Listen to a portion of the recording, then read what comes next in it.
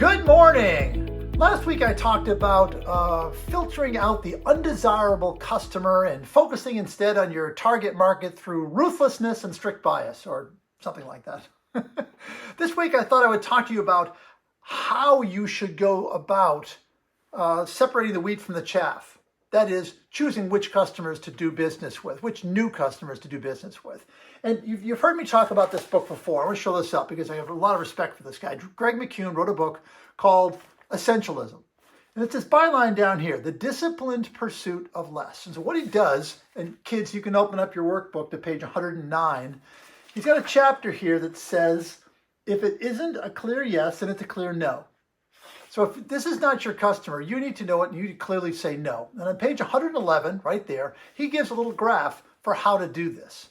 And what the author says is, and he's not talking about target market, he's not talking about print, he's not even talking about sales. He's talking about the choices that we make. So he said new stuff comes along, and I'm going to kind of bend this to our world, like I do everything. But what he says was, you need to come up with 3 minimum criteria that would need to pass in order for this opportunity to be considered.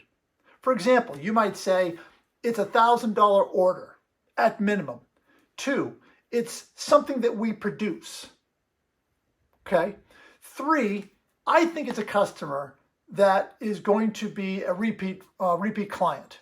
Those 3 things. The client says, the author says, in order for you to accept this, you have to go 3 for 3. Otherwise, it's a clear no, and you walk away. So think about that in terms of a new customer. New customer comes in, new opportunity comes in. You set up 3 levels of minimum criteria. You have to go 3 for 3. Then there's another level. And these describe the ideal situation, the ideal customer, the ideal order. So maybe it's a $25,000 order, ideally. And it's someone that you see yourself doing business with 10 years from now. And you see this as somebody who can kick off a whole bunch of additional business. That's your ideal. In order to continue, so says the author, you have to go 2 for 3.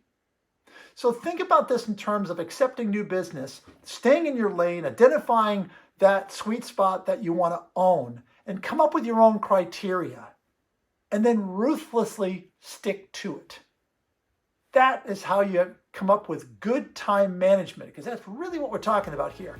It's identifying those best opportunities, the best use of your time, and then focusing all your attention on it. A little heady stuff this week. Have a great selling week. Talk to you next Monday.